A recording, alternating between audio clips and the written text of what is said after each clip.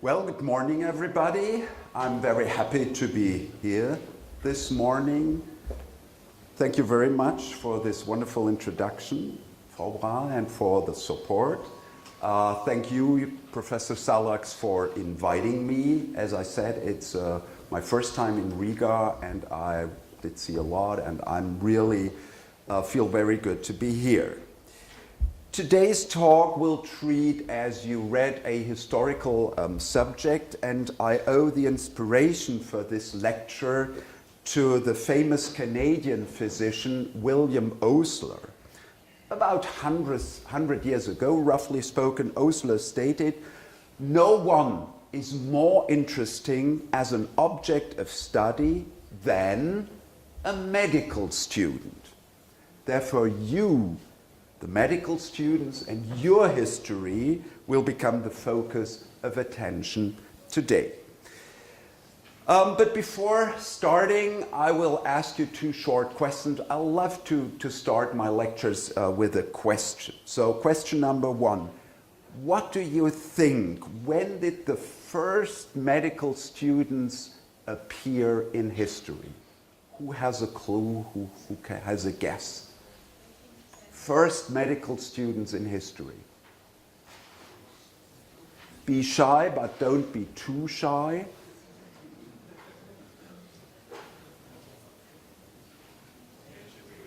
Ancient Greece, okay, it's one guess.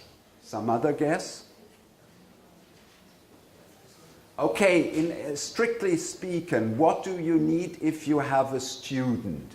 You need a university.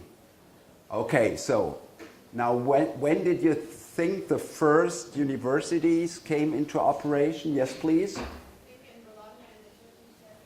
In the 15th century? Yeah, in Bologna, for example. This is very good and very close. Actually, a little bit earlier, listen to me please, early 13th century. And rightly after that, Bologna was more for the lawyers and the law people, and 1222 we have Padua very close by, and then Oxford and Montpellier, and so on. Now, my second question is even more difficult. You are first-year students, but from your third year on, you will see patients. What do you think? When became bedside teaching? So teaching of medical students, training of medical students at the bedside of the patient. When did that become part of a medical curriculum? Who has an idea? In a regular and systematic way. Very difficult question. One guess? Yeah? No? Okay, I think I have to help you. So it's not older than 200 years. So roughly speaking, around 1800, medical students started their teaching in hospitals or to be trained in hospitals and so on. Okay, so that was kind of an appetizer and of a warm-up. Today's lecture will be divided or split up into three parts. We will thus engage into three subtopics, which I've listed here, and you will become familiar, with three different historical methods. Part one is focused on medical education from antiquity, from ancient Greece to roughly 18th century. This is the traditional method of chronology, first the early events and then the later ones. Part two draws, this is here, Part two draws on the method of comparative history. I shall show you that medical education developed very differently throughout the world around 1800 and afterwards. This is this part. And part three is hopefully the most attractive part for you. I will ask the question, how did medical students judge their academic training? What did they think of their professors? and methodically I shall have recourse here on daily life, and I will explore testimonies left behind by students, mainly of the 18th and 19th century. So it's a demanding lecture, but I also hope you will enjoy it. As we learned a moment ago, students can be traced back to around 1200. This historical fact surprises many students and many colleagues, and they ask, naturally, what was medical education all about in earlier times, prior to 1200? Well, the answer is quite easy. Through many, many centuries, the personal relationship between teacher and pupil represented the original form of transmitting medical knowledge and medical skills. This form of medical education is to some extent comparable with various craftsmen's trades today. Just think of a baker or a butcher and how a would-be baker or would-be butcher is trained these days. If you project these back on medical education, you are completely right. In my last lecture, I already implemented the Hippocratic Oath, and I will do that once again today. I have to return to it because in respect to medical education, there is an interesting part of the Hippocratic Oath, and it reads as follows. You can read that by yourself.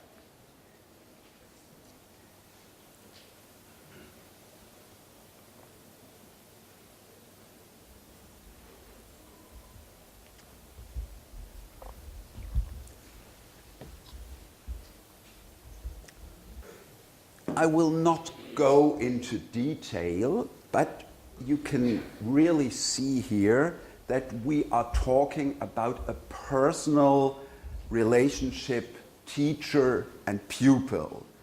And this formal setting described here in the Hippocratic Oath might have existed until the High Middle Ages, until the first universities opened their doors around 1200, around 1300, and so on. A minute ago, I told you that bedside teaching for medical students started around 1800. That is true, I was correct, but only for what we call the Western world. Historians took little notice of the fact that the Islamic medicine of the Middle Ages knew a definitely practice-oriented training of students, of would-be physicians. Similarly to the Christian part of Europe, the Muslim world disposed of hospices and infirmaries, the precursory establishments of our modern hospitals and clinics. Excuse me. This, for example, is a beautiful illustration of a so-called Maristan, an Islamic hospital of the 13th century in Cairo. It's this building over here. You see this is multi-story. It's quite big. In hospitals like this one, Muslim medical, and now I have to say students or disciples, were trained at the bedside. We have an Arabic report from Damascus in Syria from about the same time, describing that a physician took students out with him on his rounds at the public hospital, and similar classes existed at numerous hospitals from Baghdad to Granada in Spain. However, these practice-orientated medical schools of the Islam were never imitated north of the Mediterranean Sea, perhaps with one but important exception. Professor Salax and I visited last year the city of Padova in northern Italy, and there is a St. Francis hospital, in Italian Ospedale di San Francesco, which is located in central Padova.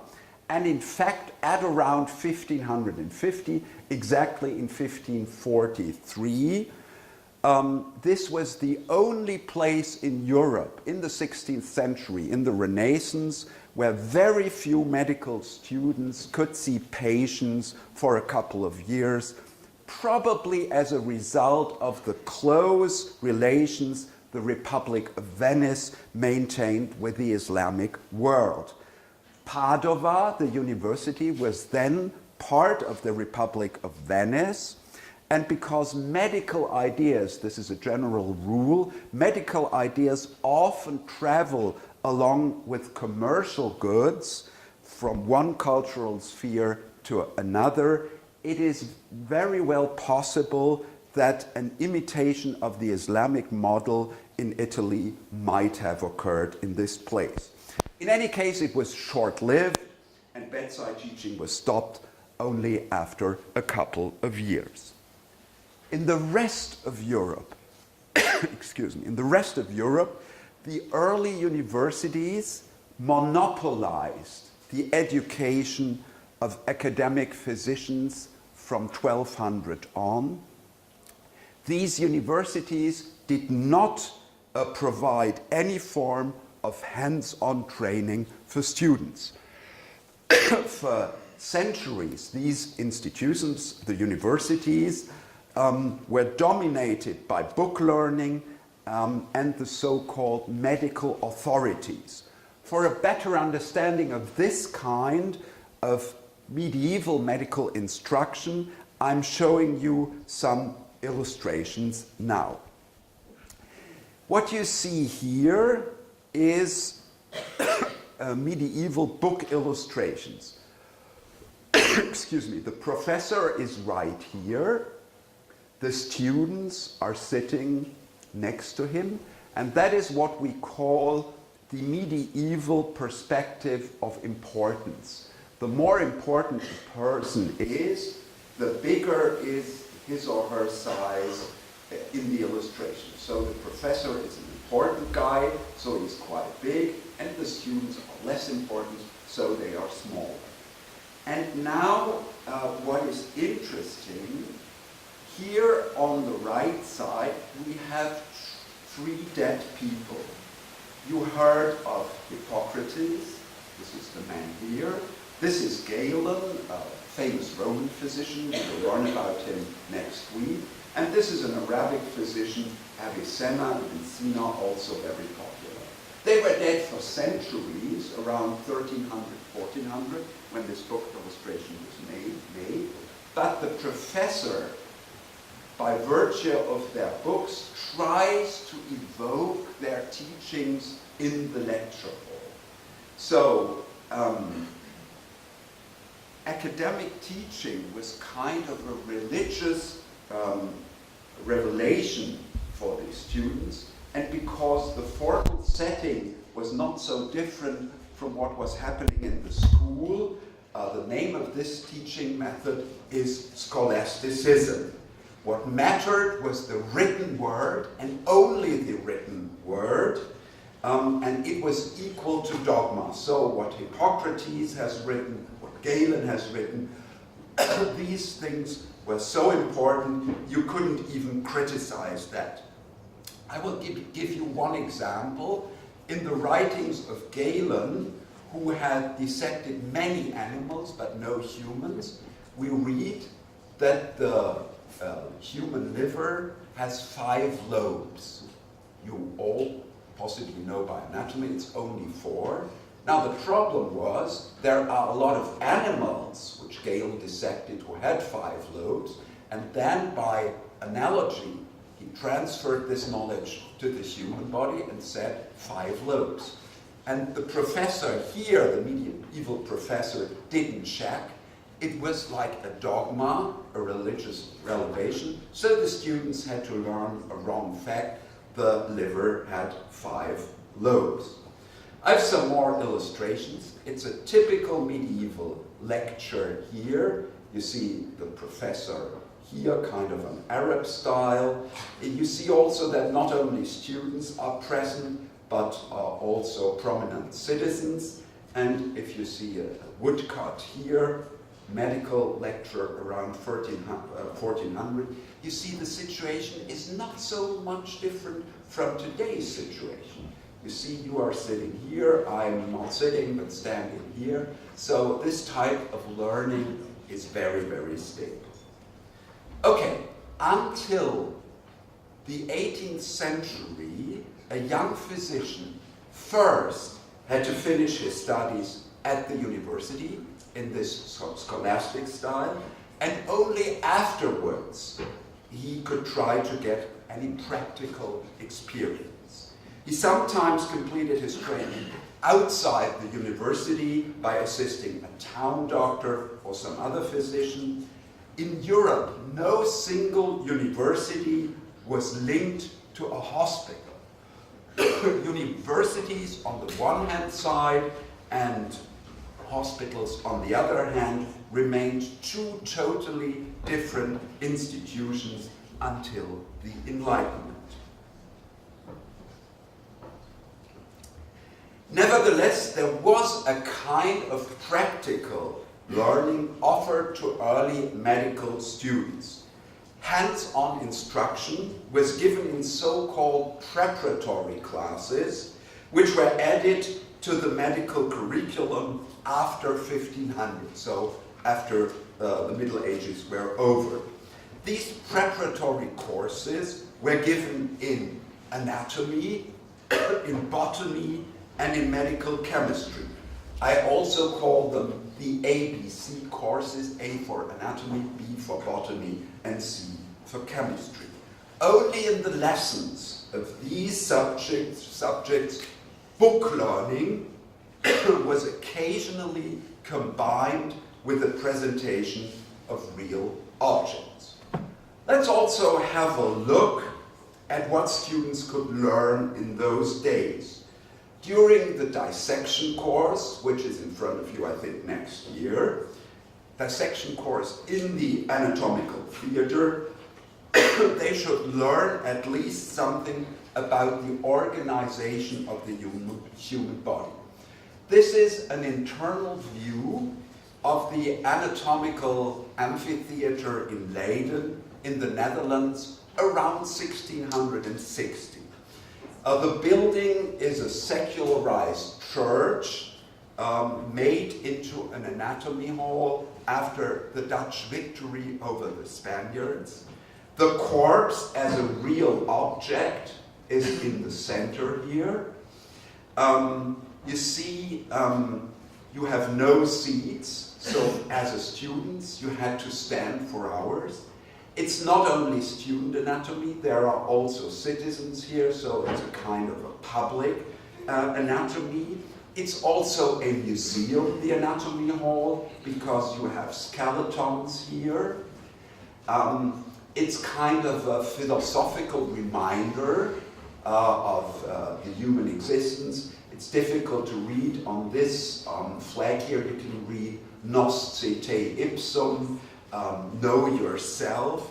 And finally, if you look very closely here, you see Adam as a skeleton and Eve here with the apple. And this is the tree of knowledge in the middle of them. So all in all, a totally baroque scene which reminded everybody of his own mortality. It says, you, the student, one day will also be a corpse. One day you will also be a skeleton. The interesting point is that this anatomical theater was rebuilt in a museum of the history of medicine in Leiden. So if you travel to the Netherlands, don't miss that, the Museum Boerhaave. You can see practically this scene, well, as a replica in real. I have another dissection scene. This is later and it's more technical. It's from an anatomy course in Rome around 1800. You see the corpse here, you have instruments, you have students here. Probably this is a very young professor, and this is much more like an anatomy course today. Okay, so far for practical teaching in anatomy. In the Botanical Garden, the student, the medical student, was supposed to learn a lot about medical plants. This is one of the most of the oldest and the most renowned botanical gardens of the world, built around 1550 for medical students, again in Padova in northern Italy. It's a highly symbolic structure. You can see here it's divided into 4 parts. At that time, it's the 4 continents known. Australia didn't exist in the 16th century. And I heard that you already talked about theory of medicine in ancient Greek. So this is also the symbols of the 4 elements, of the 4 humors of the body, of the 4 qualities, and so on. And here the important fact is also that this garden still exists in its original shape. So if you are in Italy, in Padua, please visit this garden, and you can feel a little bit like a medical student of 400 years, 500 years ago. Not all the medicinal gardens in Europe were as beautiful as the one in Padova. This is the garden of a small provincial town in Germany. You always have to keep in mind that botany at that time was essential to learn facts about medical treatment. Herbs, plants were the basics of a lot of remedies, so botany was a kind of precursor for pharmacology, and in a certain sense it still is. And I have another example here of a botanical garden with a different arrangement of plants here about 50 years later. Just a few weeks ago, a student of mine finished her dissertation on botanical gardens at German universities, so I can present you these nice slides. This garden also exists almost in its original form. It's in Ingolstadt in Bavaria, and this building, an old anatomy, is now the building of the National Museum of the History of Medicine in Germany. Unfortunately, I have no picture of an early chemical lab for medical students, but around 1700, chemistry became a very important part of the medical curriculum, and as you all know, it still is. So all in all, anatomy, botany, and chemistry in these disciplines, emphasis was now laid on observation, no longer only on book learning. These new courses in these 3 disciplines appealed to the senses of the students: smell the plant, see the plant, and so on. Thus, the early universities were on their way to a new way of teaching. But the preparatory classes were not the core of medical teaching. That was clinical medicine, meaning internal medicine, surgery, and obstetrics. And in these classes, students still had no chance to see patients between 1500 and 1750. Okay, we are now approaching the 18th century, and during this century, medicine underwent many changes, medical education included. Historians always ask, why is something changing? Or more precisely, which factors did provoke the transformation in medical education from book learning and lecturing only to observing and finally to examining patients? First, and this is very basic, you must be aware that the evolution of medicine cannot be separated from its historical setting. Developments within medicine always reflect cultural, political, and social changes. Consequently, medical events from a certain epoch must always be integrated in the general history of that epoch. The 18th century is characterized by an intellectual movement called the Enlightenment.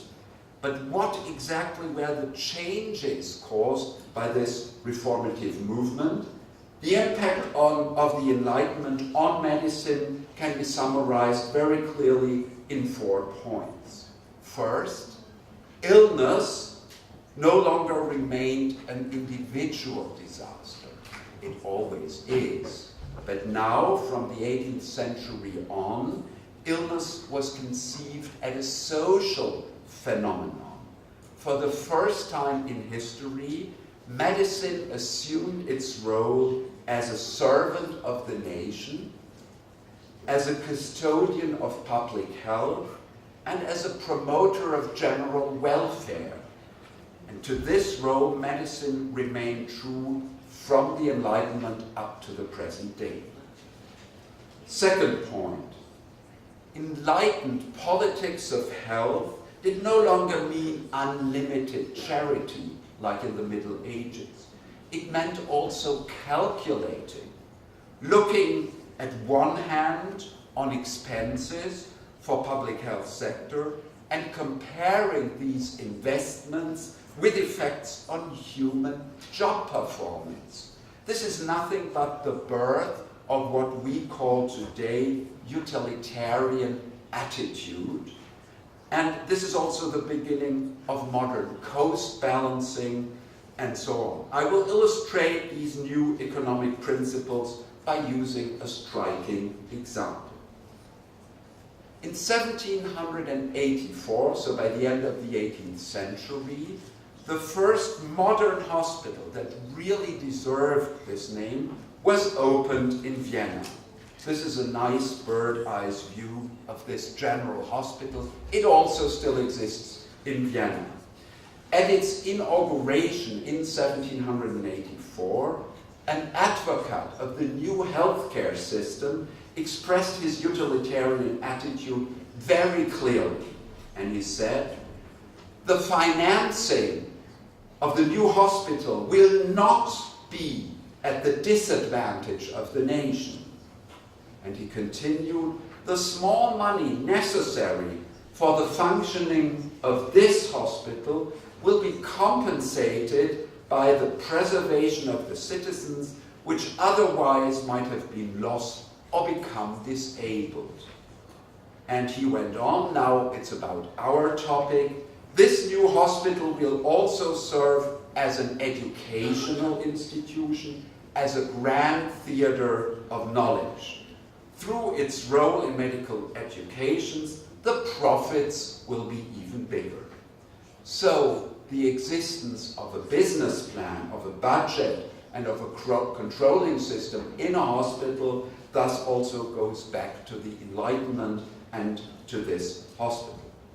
Point 3. Along with the demographic and the utilitarian factor, it was in third place the educational idea that became the driving force behind the reformation of medical teaching. Everybody, the medical student included, was supposed to have a better and more systematic education, enabling him to apply his practical knowledge to the benefit of all citizens. This practice-oriented thinking may have been the strongest driving force in reforming medical education. Fourth and last, besides the external influences, it was a conceptual change within medicine that also created a new education. During the 18th century, the age-old doctrine of the four humors lost ground as an explanatory model for disease. So what you learned last week about the four humors practically existed as a basic concept of medicine until the 18th century. But then, in the 18th century, the crucial cause of a disease was no longer seen in the moving around of noxious humors like phlegm or black bile, but it was now seen in specific bodily seeds in specific lesions, so disease was localized. Medicine had become a rational science, and on top of that it has evolved into a scientific discipline in which teaching and learning focus on the patient. Summing up all these developments, one can say that the educational regulations for medical students became now, at the end of the 18th century, the domain of national institutions. In the Middle Ages, remember the illustrations we have seen, and also in the Renaissance, the system of education was more or less the same at every European university. But now, for the first time in history, Spain was different from England and Italy from Austria. In the second part of my lecture, I would like to invite you to a very brief tour through different countries, and this tour will also demonstrate that history of medicine should always be comparative science. Comparison is, so to speak, the soul of history. Without comparison, you cannot learn a lot. Okay, so what I will do, I will now very briefly examine how students and patients came together. That is how bedside training, how clinical education started in France, in England, in Germany, and in the United States. My intention is to show you that medical education was, and still is today, regulated differently in every country.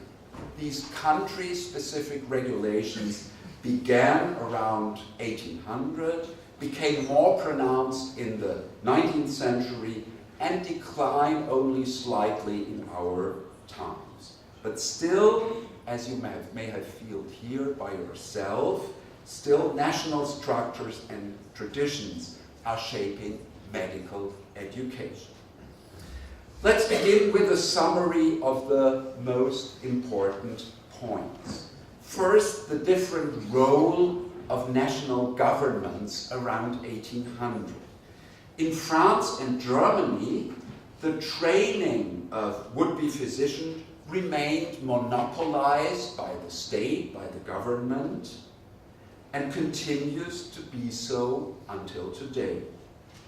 In the Anglo-American world, this is over here, private initiative was the driving force of the events at the beginning.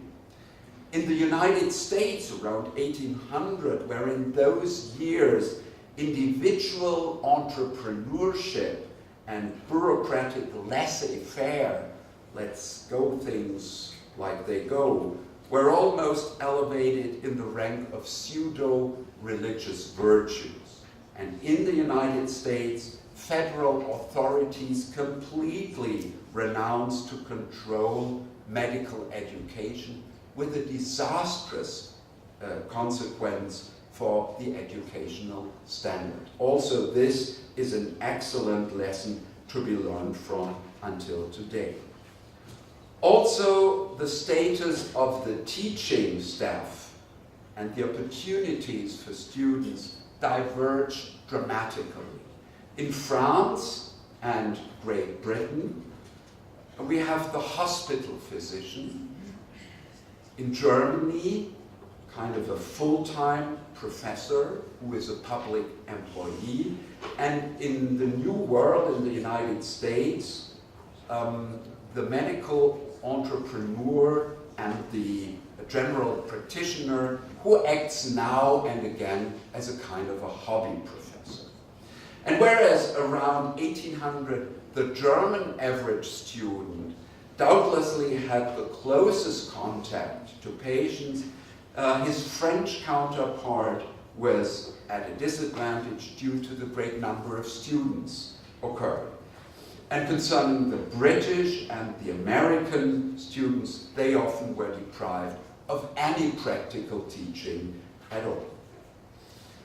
Although we do not have too much time for this subtopic, I will tell you just a few details.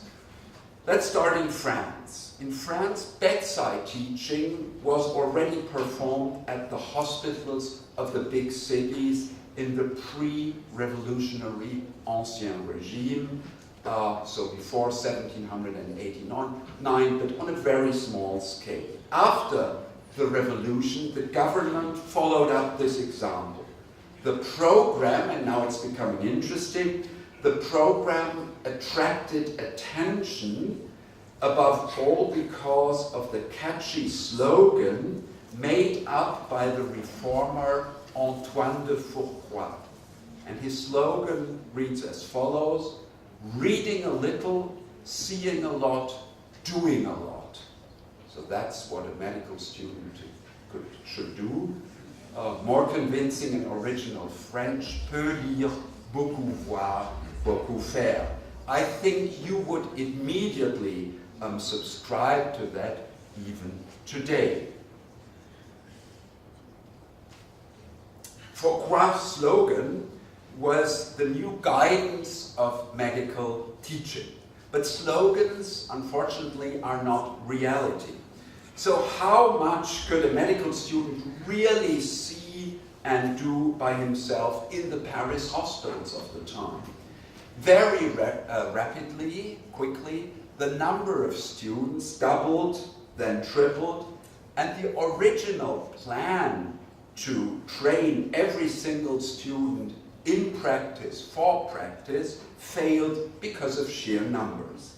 Even the forming of smaller groups didn't help to implement the new teaching method, at least according to one very prominent professor. He said, "How will you succeed in teaching 100 or 200 students at the bedside?" And he continued, "How can one teach them the art of observing and examining? That is impossible." And in reversing his motto, this motto, he concluded, "The students see nothing, learn nothing, but the patients become upset and exhausted."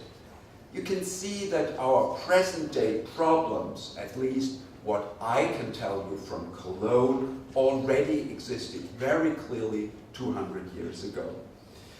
In Paris, this is another important point, bedside teaching proved only successful in the numerous private and commercial courses which shot up like mushrooms.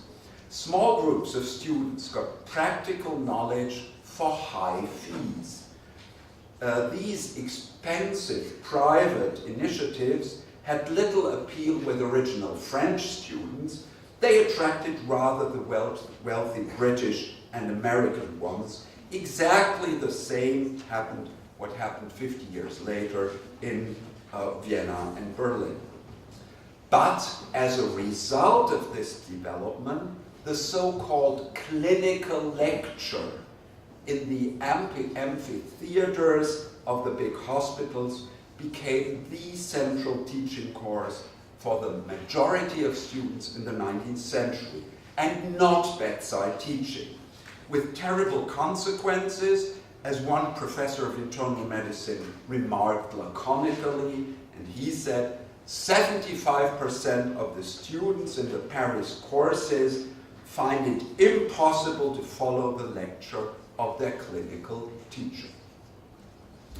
Let's have a quick look at the second country. In Great Britain, clinical training developed in London hospitals and in smaller hospitals and dispensaries of the countryside, yet similar to France, outside the universities. On both sides of the Channel, academic authorities asserted almost no control over clinical teaching. In Great Britain, even less than in France. Both educational systems, the British as well as the French one, differed only slightly.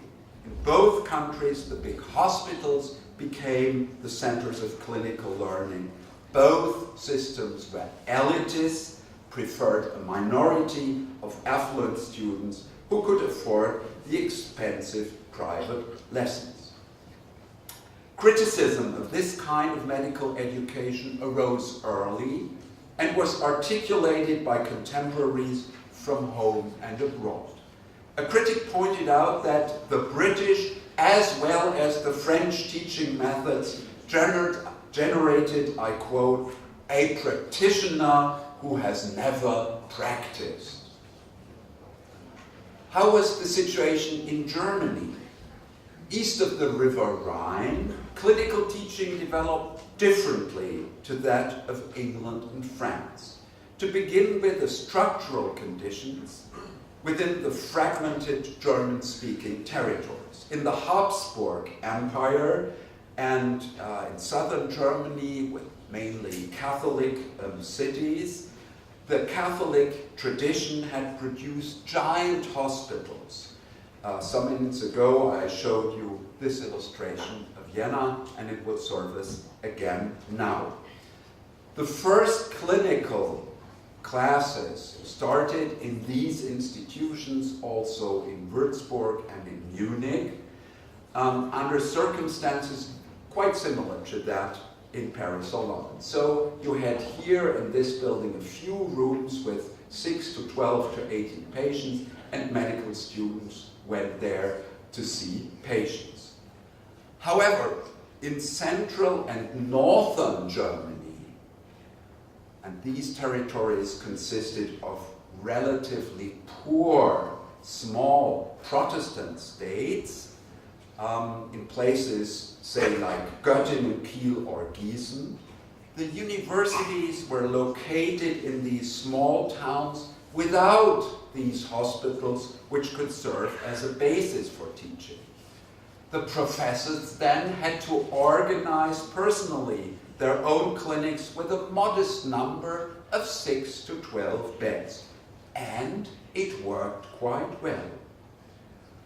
Would it be my intention to reduce the students to simple spectators and listeners, stated a professor of Göttingen, the most useful purpose of the clinic would be missed. That is, to send away thoroughly trained doctors. And a fellow professional added, no young physician can get a complete knowledge of the healing art of medicine from book learning alone.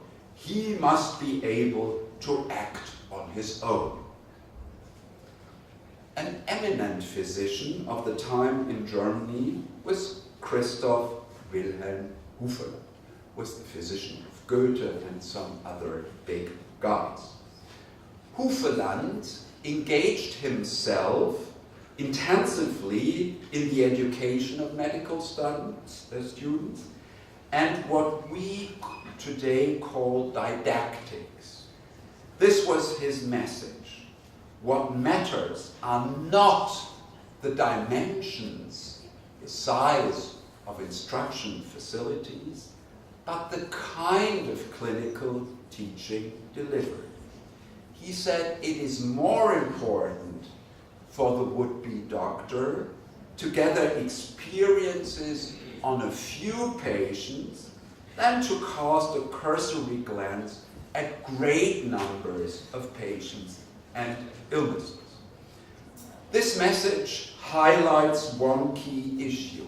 It is not only money that is important when dealing with medical education and instruction. Of course, money is necessary, but what matters even more are sound and serious educational concepts.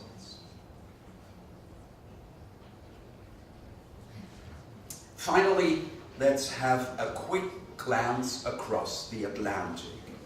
In North America, clinical education had much the same disorganized character as in the British motherland. Yet one should take into account the completely different educational tradition in comparison to Europe. In the young United States, around 1800, they just started to exist. In these young United States, would-be physicians first became apprentices, you can also say pupils, of an experienced practitioner teacher.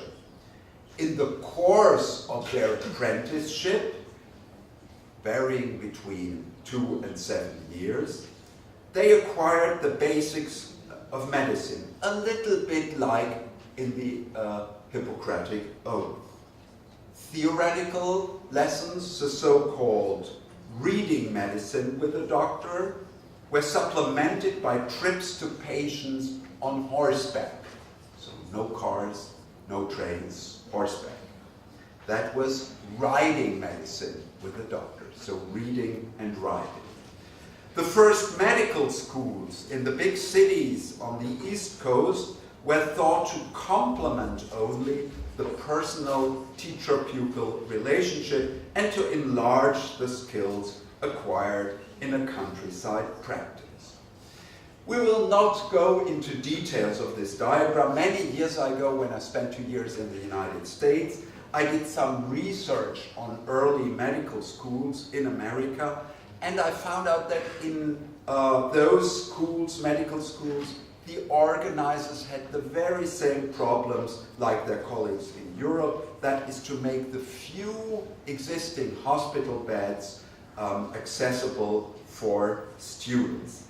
That's why the guild-based education, Hippocratic-like education of young physicians in the United States remained the prevailing educational model for very long. I will finish today's lecture with, I hope, the most pleasant part. I will introduce you to the daily life of medical students in order to demonstrate that this is also an important chapter in the history of medicine. Unfortunately, students rarely leave behind a lot of documents. That's what we historians need, documents. From the Middle Ages and the Renaissance, almost no information on this subject came down to us. This changed only a little bit in the 18th and 19th century. Over many years, I've collecting source material in several countries, and so I hope my stories will entertain you a little bit. What is most striking about medical students around 1800 is their extreme youth. While still in their teens, they entered universities, served as assistant surgeons in the army, traveled to distant places, or walked the wards of hospitals. Many practitioners had completed their medical education by age 21 or 22. Our European politicians would be enthusiastic if they knew. By the way, it is not lack of politeness from my side when I speak only of male medical students and physicians and not of their female counterparts. For a long time, the field of medical education was exclusively reserved for men. Only around 1850 in North America, and about 20 years later, 1870s in Central Europe, women succeeded in enrolling in medicine. The youth of many of the students produced a noisy behavior that was condemned by academic authorities and the general public alike. The English student was said to be hated for his pomposity, indecency, and cynicism.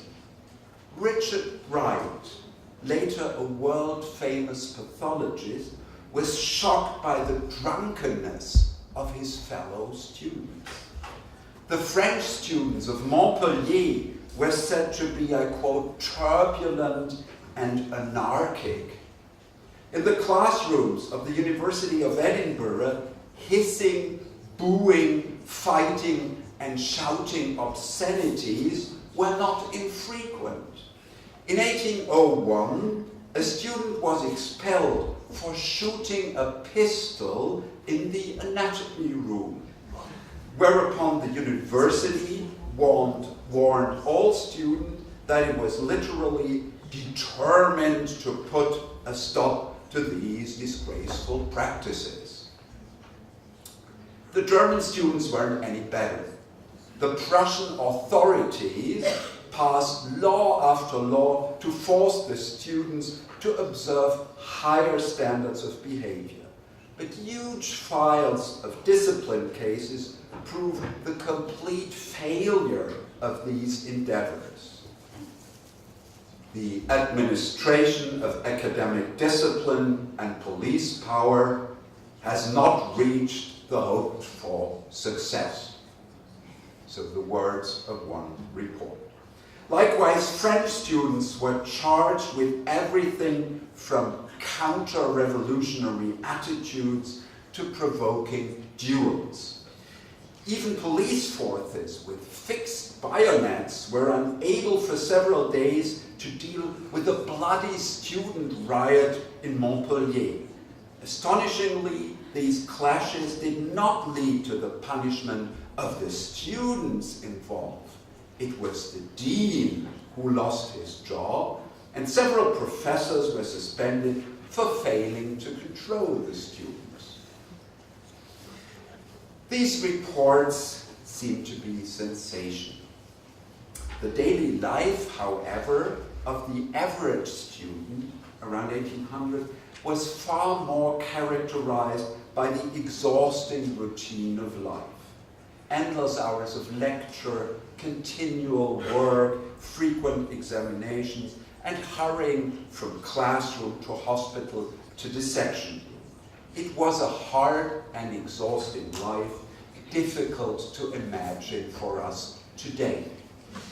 Several would-be physicians described even what a typical day was like. "I must begin before I'm out of my slippers," remarked a student in London in 1795. "Almost before I am awake, I go to the midwifery lectures." This is the course in obstetrics. "Next I have breakfast, then to a lecture on chemistry or physics till 11. At this hour, business in the hospital begins, and I go round with the nurses.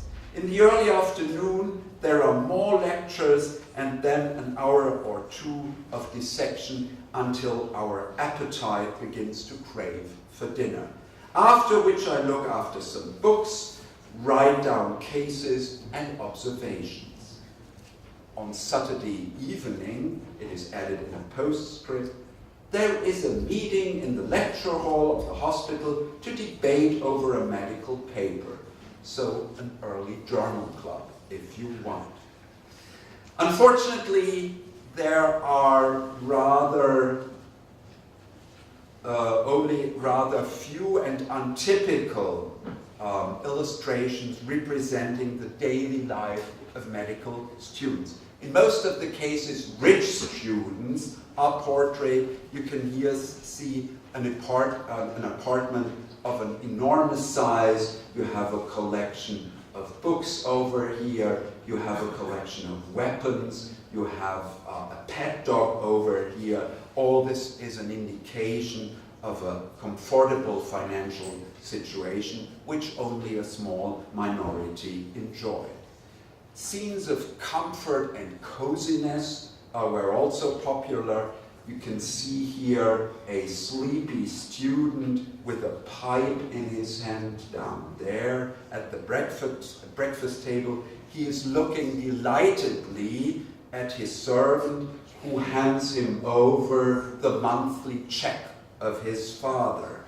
And you can read here, it is in German, I'm translated, "Coming, you blessed of my father," because the money is coming. And above here in Latin, I translate also, "A student isn't able to live on air alone."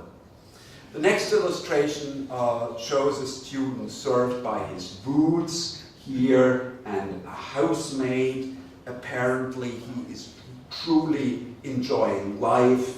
A pipe, two top hats, also the weapons here, the pet dog over here. All this is pointing to a rather distinguished way of life, as are these colleagues over here enjoying the entertainment of billiards. Now, more important, what were the students' reaction to medical teaching? How did they value their teachers? Some famous professors had a sizable number of academic fans. In retrospect, a student of the British anatomist and surgeon John Hunter, who was the instructor of many physicians of the subsequent generation, noted he was so far superior to anything I had conceived.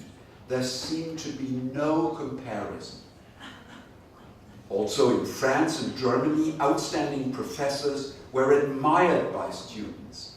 Of the revolutionary Antoine de Fourcroy in Paris, the guy with the slogan, it was said, great audiences of classes spent hours tightly packed, almost fearing to breathe, their eyes fixed, and he would go over the subject until the whole audience was equally satisfied.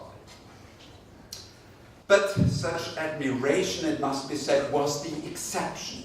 Students were often critical of the way in which medical teaching was carried out. The complaints were always the same.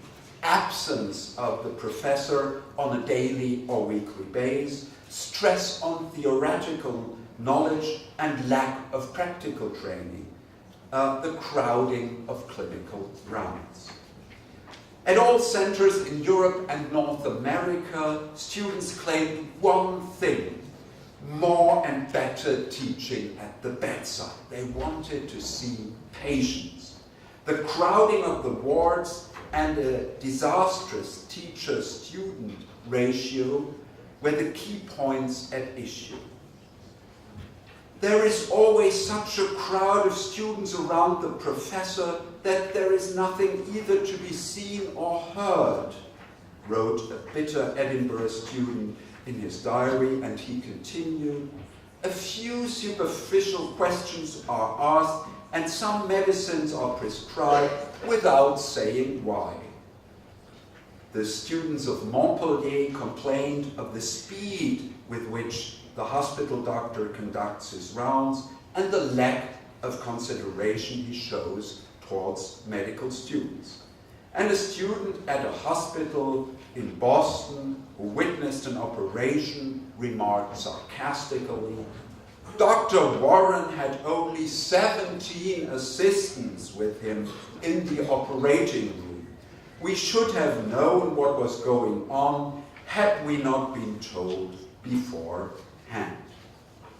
Unfortunately, there are almost no pictures showing students at the bedside.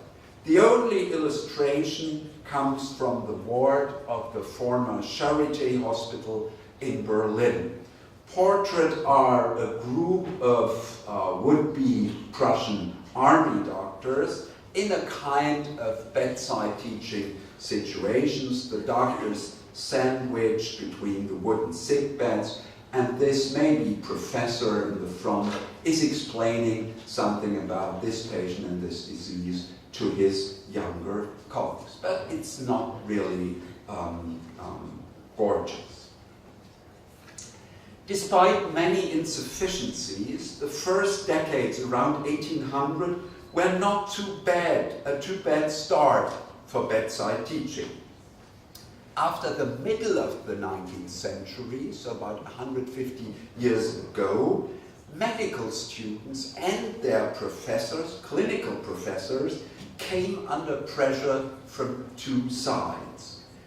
On the one hand, the number of students again multiplied during the 19th century, and as a result, the educational situation worsened. On the other hand, the expansion of the sciences, like physics and chemistry, changed the professional image of doctors. The reputation of a successful researcher breaking new grounds in, let's say, physiology or pathology, superseded that of a general practitioner. The hospital is the hallway of medicine, and the laboratory is its sanctuary. This statement by the French physiologist Claude Bernard was echoed by many of his contemporaries. As a consequence, when necessary reforms were implemented, clinical education often was of second rank. And this is a problem of today too. We always think at the university that we should produce future Nobel Prize winners. We do not really think that we have to produce general practitioners of a high quality standard. In the 20th century, in many fields, the United States turned to be the center of world medicine. This evolution was partly due to substantial and timely educational reforms. One by one, America followed first the British, then the French, and finally the German example. After testing them all at home, the American model was shaped, a model based on bedside teaching, but also on fees paid by the students for instruction, and on the limitation of school enrollment. With these final remarks, my lecture on 700 years of medical education has come to an end. I hope you enjoyed it, at least a little bit, and I hope that history of medicine will continue to attract your attention. And finally, I'm sure Professor Salax will take care of that. Thank you very much.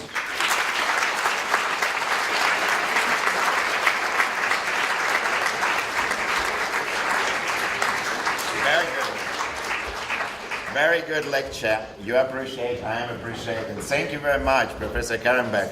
At least one thing I have learned is that my students, I'm talking about you, are absolutely clever, absolutely disciplined, and I have no such issues as it was before in 18th century or even when we are looking 700 years before.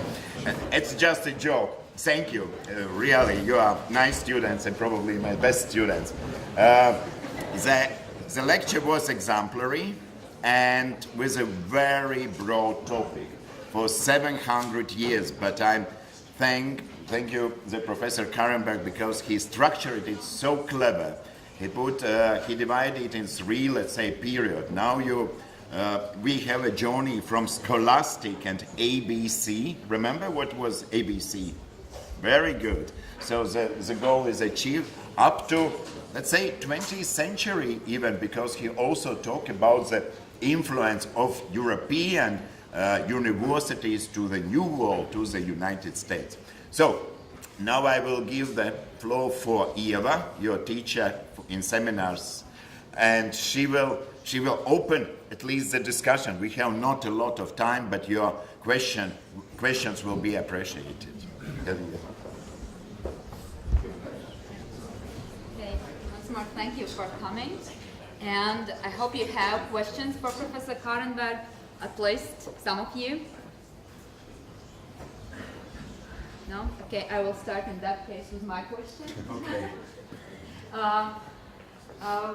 I guess we talked during the seminars that there was quite a difference, I guess, at least in the medieval times, between the education of the doctors in the universities who treated internal diseases and between the education of the surgeons. Could you comment, please, on this? I will keep it short because of my voice. I'm very sorry, I caught a cold yesterday, so sometimes it was a bit difficult. Yes, practically everything was book learning. And so you had also treatises on surgery written by Hippocrates, Hippocratic Oath and Galen, and they were reading this, and so they had a theoretical knowledge. However, 99% of the students we saw here, right here, 99% of these students never touched a patient in a way a modern surgeon did. Medicine was an academic profession, a learned profession at that time, and practical things like cutting into a skin or working with an abscess, that was left to lower professions like barber surgeons and so on. And they had, until also well into the 18th century, an apprenticeship. So if my father was a barber surgeon, then I most likely would also become a barber surgeon, and you as a patient with an abscess would come to me, and you would not go to a medical doctor. So it was very good that you stressed this point. This kind of learning was reserved what we would call medical theory, and it was very much valued at the time. Probably medicine at that time offered not an understanding of details, but an understanding of the world view. You could very well explain to the patient if he had a cold, that there was too much phlegm in his brain, and because during the night the phlegm ran through like a catarrh through the nose. Now his nose is full of white phlegm. So as a professional physician you could explain that, but you could help him probably with a few herbs, but in a surgical case he would consult somebody else. And it would be excellent if you elaborate on that in a seminar to see how many additional medical professions were there. The same with midwifery. These guys learned about how a baby was born, like Hippocratic Oath wrote about that, but they never practiced it. So it was just theory. Thank you very much for the answer. So, please, questions from the... Yeah? Did the military have their own doctors? Very good question. Question was, did the military have their own doctors? As a matter of fact, the reform of the medical studies towards practice, hands-on, started not at civil universities, but at the military medical schools. Because all the governments in the 18th century, and there were a lot of battles going on, knew we need not that type of surgeons with a lot of book learning in their brains. We need hands-on surgeons. And so France, various German states, the Brits, the Marine, it was more important in Great Britain, they all had their own military or marine medical schools who acted like precursors. And many universities, when they merged with hospitals, looked to the military after 1800. Very good question. I just left this away not to make things more complicated, but you are absolutely right. There are still countries in which you have separate medical educations for the military people and for civil servants. Yeah? So also history is going on. So, is there any more questions? Okay, in that case, we will thank you, Professor Karenberg, more.